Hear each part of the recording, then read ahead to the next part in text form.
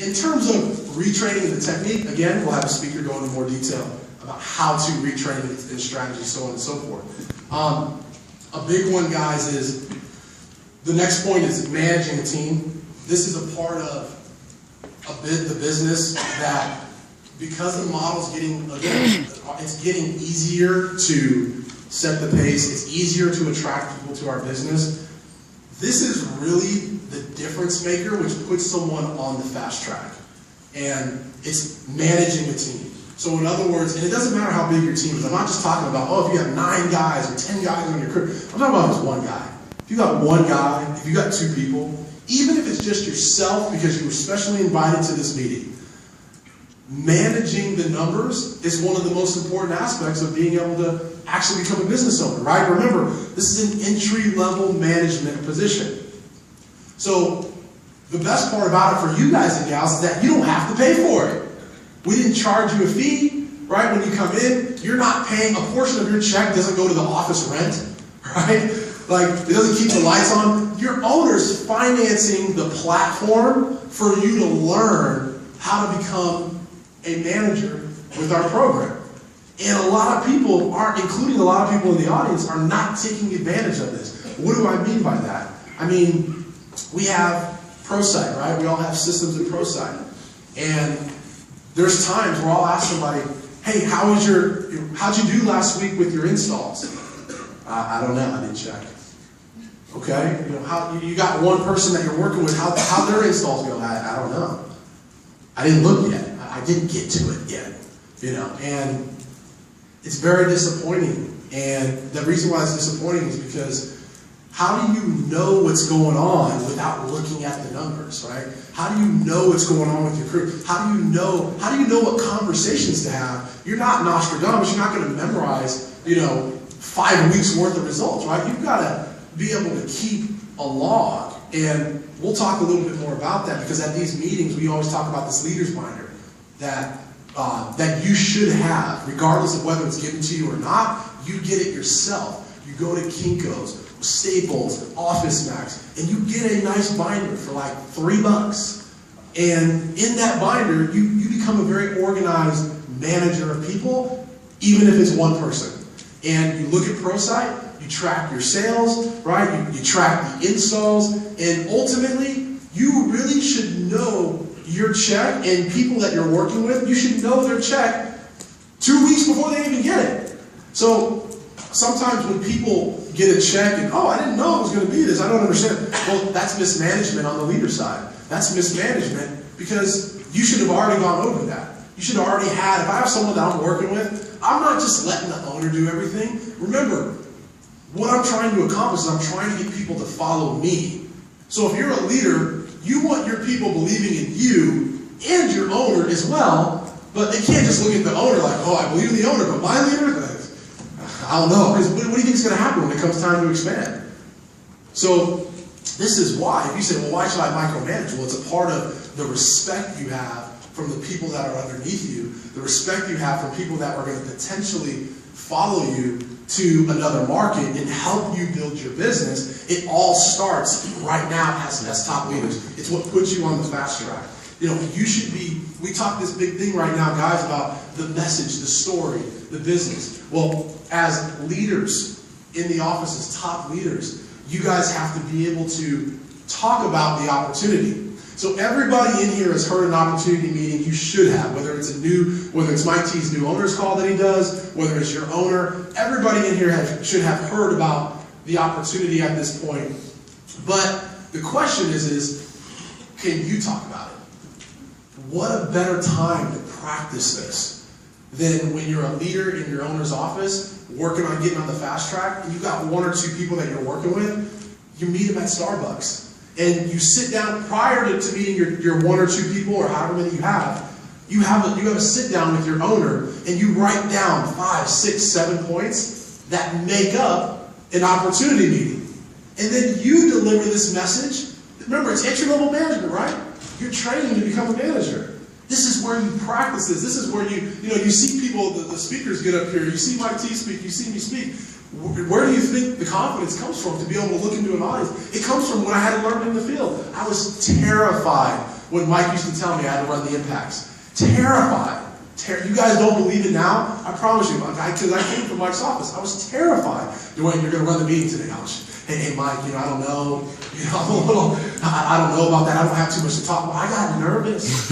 It was scary for me. I was that kid in class when I had to give a presentation. I was freaking out about presentations. I was really uncomfortable about people looking at me. Like, I was just like, this is weird. My armpits started getting real. The circle. You guys know the circle? That was me in school. I was so freaked out about everybody just judging me. But the confidence came from the field. When I was forced to do it as a leader, I was forced to run impacts. I took my team behind, closed doors, late night after we were working, behind the scenes, and we're talking about our goals. We're talking about the vision of the business. And I wasn't very good at talking about it, but that was the practice. That was my training ground. A lot of you guys aren't utilizing the business properly. You're not using it as a training ground to get better at speaking, to get better about talking about the business. That's what the whole team management side is about. Having conversations with people is something that, conversations meaning friction conversations. So being a player's coach, that's pretty easy, right? Yeah, you're doing great, you're doing great, you're doing great. You didn't have a good day, let's just forget about that. Let's just talk about the good days. That's really easy to do. Anybody can be that type of a coach. But the only problem with that is that that creates more of friendship than a business relationship. And when we look at the one-on-one conversations, and I put how it develops mentalities of people, you should be sitting in with your owner anytime they're having conversations with, in good or bad conversations with people, because this is how I learned. I just sat in, I just listened, I just took notes, because I never really knew, man, how do I talk to someone if they're sucking? How do I do it without pissing them off? Because I just thought you say, hey man, you're gonna get fired, you're not doing well. That's the only way I knew how to have a conversation. I just didn't know how to formulate and position the conversation properly. Just never done it before. When you guys are top leaders on the fast track, you should be sitting in and listening to these. These are very valuable, extremely valuable, because a lot of you guys have been on the other end of those conversations. And how that conversation goes has something to do with the positioning of the conversation. And again, the value of that is so high. Make sure you're sitting with your owners. Make sure you're listening to calls when there's conversations going down, good or bad, so that you educate yourself on how to do this. This is being on the fast track. The relationships that you develop, and I know we'll have someone else talk about relationships, but your relationship and the percentage of it, friendship versus business, it's so important. It's like 80-20, or it's more 70-30, or whatever the case may be. The point is that there's more weight on the business side of your relationships with people. This is why, to fast forward through this topic a little bit, this is why what you do outside the office is so important. Some of you guys and gals, you come from, a pretty crazy social life, maybe prior coming into this business, and what you were doing, and your ringtone on your phone before you came into business might have been Tupac Shakur, which probably shouldn't be your ringtone now if you're going to be a business person, right? What you used to put on your social media hopefully doesn't look the same now as it did before you came into this business, because that has something to do with the respect. Imagine you guys see me, you guys go on my Facebook page, and I got 2 kegs just drinking out of the kegs, right? And that's me before getting up, and then I'm standing up here, and you guys are like, dude, you're full of shit, Dewayne. Yeah, nothing you're saying means anything to me because of what I just saw on your social media page. So we laugh about it, but it's very serious. This is 2015. These are things that are very important, that you watch how you are outside the business. You're very careful with how you act. And hey, guys, I don't make the rules. This is just the way it is. Do you think Obama wants to wear a white t-shirt sometime to give a speech? Sure he does. Do you think he wants to wear that suit everywhere he goes? He's got a suit on and a tie and dress shoes and dress socks. Do you think he wants to wear that all the time? Yeah, I'd rather be up here in my Jordans right now too. I'd rather be comfortable But that's just, we're in the world of business. It is, perception is reality. And, you know, your image, the way you dress, the way you speak outside the business, you gotta raise your game. We just had this conversation with our owners as well. But you gotta do this in leadership, because you're trying to portray yourself as someone that people want to follow to the next level. And I had that, and that was a part of, you know, presenting yourself professionally outside the business. That was the majority of that. Again, the way you speak, the way you act, the whole nine. Your email address, your response time to things. You know, when people called me before this business, I didn't answer the phone, I didn't check my voicemails. Some of you leaders, you call your phone and your voicemail's not set up, it's filled up, you haven't checked it in weeks, and you gotta be on your game. You no longer, right? It's the whole impact of rights versus responsibilities. Yeah, if you want to be a top person in our business, if you want to be, you know, a top leader, getting promoted, if you want to be a successful manager when you become a manager, you have less rights, right? You want to have all your weekends. You want to have, you know, you don't want to have to answer the phone to people. Then you just can't do our business, right? At the top level. You can be a rep and do the sales and not be responsible, but you can't be a top leader on the fast track. Very important to understand that. And then my last point, guys, is character. Big one. This is a really big one, because when you're on the fast track and when you're doing the right things, what's happening with your situation? Does anybody know? So when you're doing well and you're kicking butt in the field, you're on the high roller reps list, you're building a crew, what's happening with your situation? Anybody want to take a guess? It's getting promoted. So we're talking about you. This person's getting ready to get promoted. This person was a high roller. This person's the #1 in the office. People are calling you. People are networking with you. People are calling you from other offices, trying to figure out how to get 20 minutes of your time so they can figure out how to sell the way you sell, how to be compliant the way you're compliant, how to build a team the way you're building a team. And so natural tendency when you're getting pumped up for a lot of people is to become arrogant, to get a little cocky, to feel like you've made it a little bit. And that is one of the most unattractive things to follow that you can possibly think of. You guys agree that a cocky, arrogant person who only thinks about themselves, a person who's always talking about themselves every single day, walking around, look at my sales, look at me on the reps list, look at me, look at me, look at me, I'm the man, I'm the girl, the woman, whatever. Do you guys really enjoy spending time with that person? That person's talking to you and you're like, yeah, you're like a yes man. Yeah, sure, shut up, dude. You're so annoying. Like, there's nothing worse than that. Toothpick, you know, sunglasses backwards, you know. Yeah, you guys know what I'm talking about. They walk like they have suitcases. Put the suitcases down, man. So, that person's whack. Whack job. No one's following that person. Don't become that person when your situation gets promoted. Stay humble. Be a student. People on the fast track, they're the most engaged people at this meeting. People that make the most money in our company at every level, they're the best students. It's always what's relative. They're the most humble. No matter how good they get in the business, they realize that someone is ahead of them and they've still got room to grow. They've still got room to progress. Because, you know, last time I checked in this business, no matter how good you are, you're still working here because you need this business. And we do need this business. And we got to make sure that we're doing the things necessary. So the speakers, the rest of the speakers coming up, are going to go into more detail on all these topics. And again, all my information, guys, is at the very top. You know, my name, the company, cell phone, email address. If you guys want to contact me, it's right there for you. And we're going to move on to the next speaker, guys. And again, if you have more questions, we got to keep this meeting rolling. But that was the fast track. That's what you guys need to kind of keep as your overview as we go through the rest of today. Okay, juice, guys? Juice. Okay, cool. Okay, guys, well, let's keep the meeting rolling.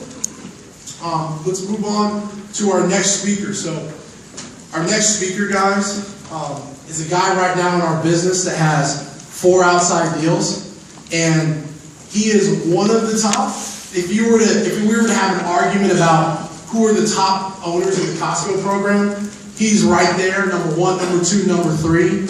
You know, I know Shadell, you don't like hearing that, but Eddie's right there with you. Okay? And there's a couple of guys on Steve doesn't like that, but it is what it is. Eddie's right there. And he's right there as one of the best owners in the Costco program. He's a guy that he's jumped around from different programs. He's been in the regular program, and he's back in the Costco program. He's been there since July, for about 6 months. And he's got 4 outside deals right now. So outside deals, what that means for some of you guys that don't know, outside deal is someone has come into the business, just like you came in, and he is now promoting them and giving them their opportunity to become a manager. He's got 4, and his 5th one's on deck to open February 19th, right? February 19th. He's got $50,000 saved in the bank, doing a huge job in our program, and most importantly, we're starting this meeting with the topic of compliance, because even though his sales are number 1, number 2, week in, week out in this category, in Costco, the level of compliance, it's at a whole other stratosphere. So he's been able to accomplish that while promoting outside deals, while generating profit, making money, and having no complaints. Guys, let's bring Eddie right here to talk about it.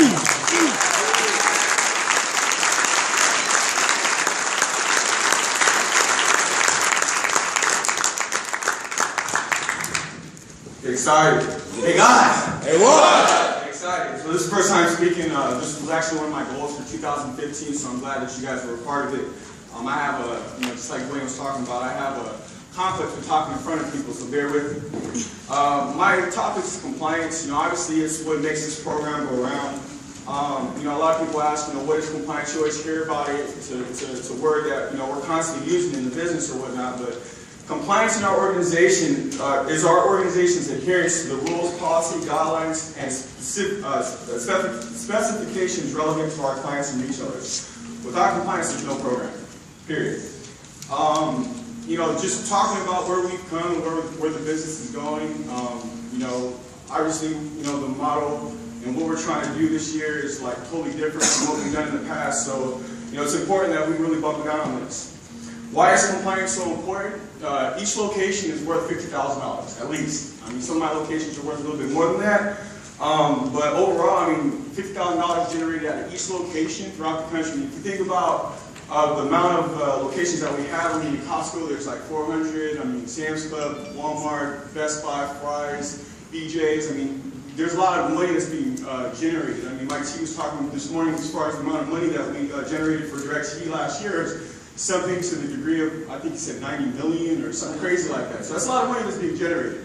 So, each of these locations is just like a machine that, is able to provide opportunity for you guys to obviously produce income, for the manager, so we need to make sure that we protect that. The retailer client must protect their brand reputation. If you think about the clients that we're working with, AT&T, Verizon, Bright House, Solar City, DirecTV, Costco, Best Buy, Sam's Club, Walmart. These are Fortune 500 companies. These are companies that spend millions and millions of dollars to protect, to build their brand. You see, commercials on the Super Bowl, DirecTV, and all the money that they put to, build their reputation. We got to protect that. Starting out, you talk about, when Mike T and Jeremy and all the pioneers in the business, they started this program.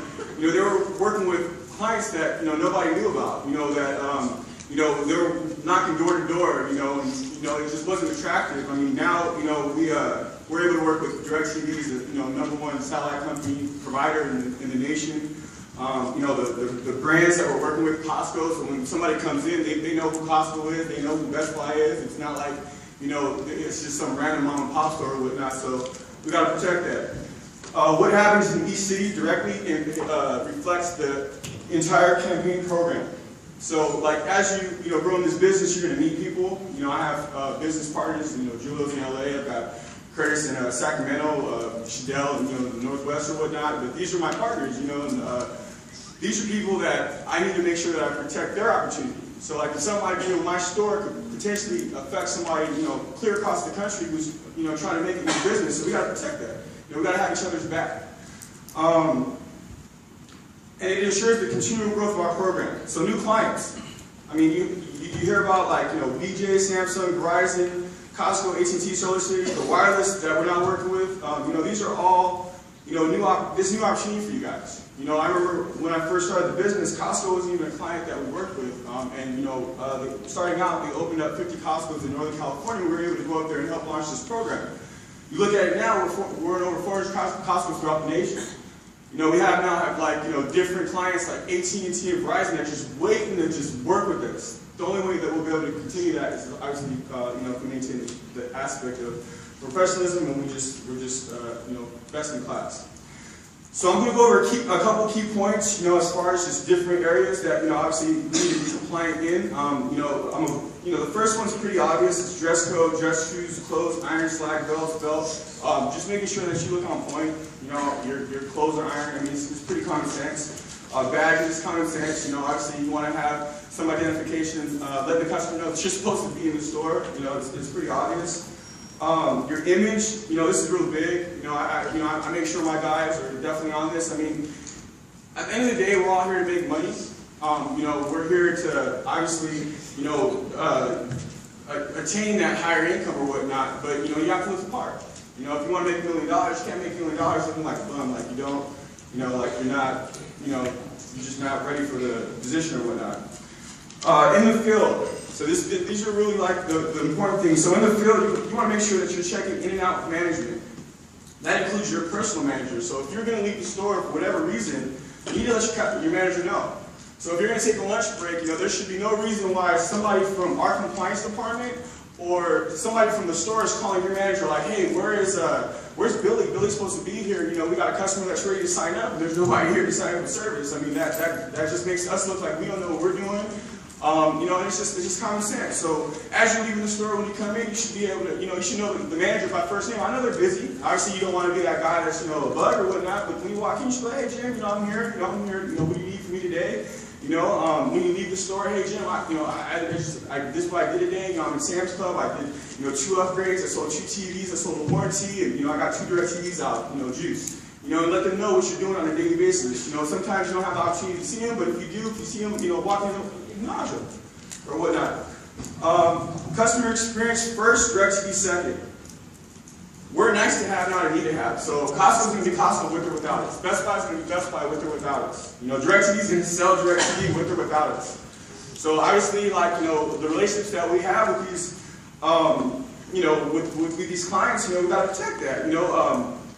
Nobody, it's a privilege to be able to talk to a Costco customer, to be able to tell a member, Costco wouldn't have us in the store if we weren't offering a service that, that you weren't going to be satisfied with or whatnot. We're able to use their brand as backup. So we got to make sure that, when the customer comes into the store, they're having a good experience. They're not walking out feeling like they've been haggled by somebody, or, if somebody's walking in, you can tell they don't want to talk to you. You're not trying to, when you acknowledge somebody, you shouldn't be like, hey, quick question, cable or satellite. You're like, hey, how you doing today? You guys doing all right? You're engaging them. You're seeing if they want to talk to you. Right? If they don't want to talk to you, don't talk to them. Let them go. That probably means that somebody else, somewhere along the line, just probably pitched them. They didn't have a good experience, whatever. Just, hey, kill them kindness. Hey, I'm sorry. Have a good day. Keep it pushing. Store manager is king. So this is a real big one. If the store manager asks you to go sit in the bathroom, go sit in the bathroom. Straight up. That's what it is. It's their house. In some cultures, you walk into somebody's home, they make you take off your shoes. It's the same thing. Gotta have that same mentality when you walk into the Best Buy. If they ask you to do something, I remember when I was in Best Buy, we had a store that the manager didn't want us to leave the TV section. So it was like we were caged animals, because we'd see in Best Buy, obviously that's not the most popular section all the time. So you have to move around the store or whatnot. But just imagine if you weren't able to do so. That was our situation in Best Buy. We had to deal with that. That's what he asked us to do. That's what we did. Now, obviously, we built a relationship in that store, and he eventually let us walk around the store. But if they ask you to do something particular, if you're not sure about it, step outside the store, call your manager. Hey, this is what they're asking you to do, and then we'll go from there. But if they ask you to do something, do it. Do it first, and then ask questions later. Period. Cell phones, so it's business use only. Obviously, a lot of us using GroupMe. That's definitely a cool tool to use as far as Keeping in contact with your guys, letting other people know when you're producing or whatever it may be or whatnot. But don't abuse it. You're not on social media for the course of the day. Like if I'm on social media, if I'm not in the store and I'm on social media, I see one of my guys that's supposed to be in the store on social media, they're gonna get in trouble. It's a riot. Like what are you doing on social media in the middle of the day when you're supposed to be, selling direct TV? I mean, is that more important than making money? Or trying to, get this opportunity or whatnot.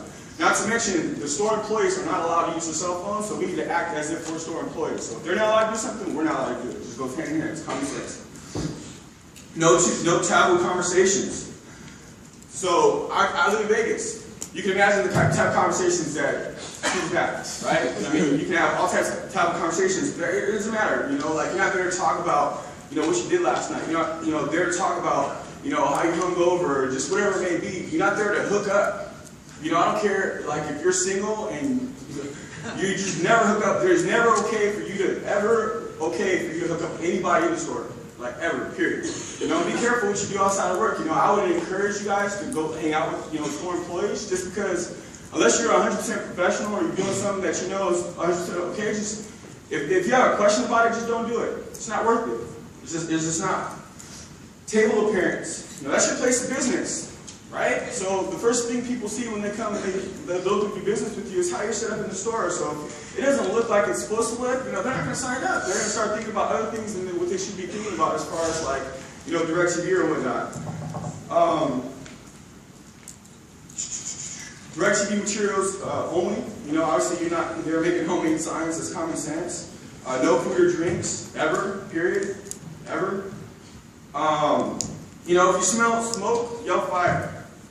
Okay, it's not the streets, so we don't have to worry about tension or maybe creating enemies in the store. If you see somebody doing something they're not supposed to do, tell somebody. This is your opportunity that you're playing with. So if you see somebody doing something, like one thing that he mentioned earlier in the manager's meeting was just like something as simple as like using your credit card. To sign somebody up, or just doing something that you're not supposed to do. If you see somebody like one of your peers doing something they're not supposed to do that can potentially affect your opportunity long term, say something. You're a manager, like you're a manager in training. That's how you should think about it. Think about it if this was your office. If this was my office and this rep, I see this rep doing, but I would have a problem with it. If the case is yeah, you should say something. It's common sense. Sales. So only discuss current offers. Like we just recently had a promotions where we had a $300 gift card. It's over. Don't talk about it anymore. You don't talk about, the AAA program or how United Airlines is giving away 25,000 miles or whatever they're giving away, or, the refer a friend. We don't offer any of that. We offer the gift card. Like, that's it. Whatever promotion's going on at the time of, like, that we're, obviously, talk to customers, that's what we offer. Bundling, we don't offer any bundling in store, period. Unless you're in approved MSO markets where, you've got the go-ahead to sell Cox or Verizon or AT&T or whatever it may be in your location. It's never okay to offer a bundle. You can't suggest something or mislead somebody to think that we partner with somebody. We don't partner, we sell direct TV, that's it. If they need help with their internet, you can point them in the right direction, but don't offer pricing or tell them that they're going to get a promotion or a discount if they, if they do it this way or that. If it's not something that we offer, we don't offer it. Just don't even suggest it or whatnot. Closing at full retail price. This is a big one. I mean, how many times you got a customer coming to the store and they're pissed off, like, yeah, I hate direct TV because the price always goes up. Well, that's the price. That's because the person that sold it to them didn't tell them the going up price. They just sold them on the gimmick price, and that's where you get the unpleasant experience with the customer. They come in feeling like they've been misled. Not to mention it helps with your retention. Because what happens is people go home, they see the promotional price, they look at the worksheet that you gave them, and obviously you write the full retail price, they see this, going to go up, they're going to go home and cancel. That impulse is gone. Don't misrepresent the product. We are not the same as Cox. We are not the same as Verizon. There's certain features that we have better than them. There's certain features, that customers enjoy with their current provider that we don't offer. That's just the way it is. So you want to talk about the benefits, talk about our selling points, but don't ever mislead somebody. Our on-demand is not like Cox. It's not. Our on-demand is not like Comcast. There's certain things that we offer that other providers don't offer. There's certain things that we don't offer that other providers do. So just, make sure you're representing the product correctly. Do not interfere with stores' employees during the sales process. So if somebody's selling, these aren't our customers. These are Costco's customers, or Best Buy's customers, or Walmart's customers, or whatever retailer you're working in, those are their customers. So remember that. It doesn't matter if you're in the middle of a sale and you're talking about a Samsung TV and the customer's engaged and you're using it to talk about DirecTV and one of the blue shirts come up and they take over your sale. That's their sale. That's their customer. You got to do a better job of developing a relationship with the store employees to where that doesn't happen. To where you guys work out a system to where maybe they're able to sell their product and they pass them all back to you or whatnot. But don't ever feel like that's they stole my customer. It's their customer. Make sure that you're not interfering with that. And ABW. So ABW is ethics is doing what's right when no one's watching, right? Well, guess what? Somebody's always watching. Okay, somebody's always watching what you're doing. Don't be foolish. I mean, these clients that we work with, they spend thousands and thousands and thousands and thousands of dollars to protect their brand. So they're going to make sure they do everything in their power that, to make sure we're not doing anything incorrect. So just, we got secret shoppers, we got, your manager, other employees, the store employees. You're always being watched. Just remember that, right? Think long term versus short term. So if you think about obviously somewhere along the line somebody had a vision. Mike T, Journey, all these guys, they had a vision of where we would be at today. Like, look where we're at now. And look at where we're going. So you got to think about, it's funny because my promoting owner, he used to always tell me, do what you 5 years from now we want you to do. And I remember joining the business 4 years ago, and where I'm at now, and I'm glad I did the right thing back then. Our business is constantly evolving, so just make sure you're thinking long term, you're not thinking short term. Don't lose a $100,000 opportunity for a $120 sale. That's the motto. It's not worth it. $120, every customer that you push away for the right reasons, you'll get back tenfold. And then what I'm going to leave you guys with is the model for 2015, what I've gotten just so far from being here for the last hour and management and whatnot, there's no room for error. As far as what we're looking to do and accomplish now, and the direction that this business is trying to go, and the clients that we're looking to work with, and the opportunity that's there, there's no room for any error. We give you the guidelines, we give you the coaching, we tell you the do's and do nots. Just make sure you're doing the right thing.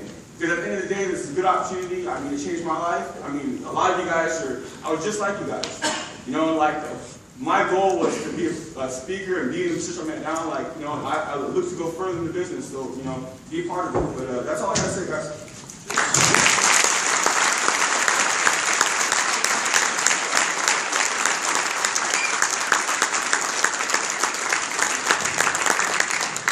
Great job for a first-time speaker, huh?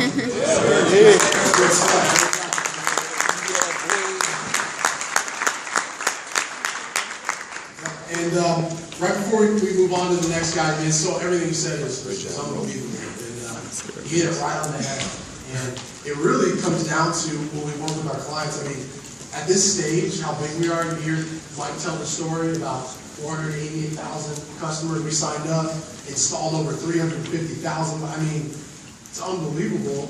However, there's nothing that's going to impress the clients enough to where they will say,